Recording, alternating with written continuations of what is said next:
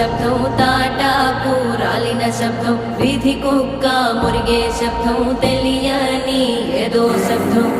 ఆమడంత దూరంలో పురిటి తల్లి మూల్గు శబ్దం, పలుకుతాడు తెంచుకున్న దూరంకే శబ్దం. పాకలోని మేకలన్నీ కకావికలైన శబ్దం, చామురే ఎవరిదో చావుడపు మోగే శబ్దం.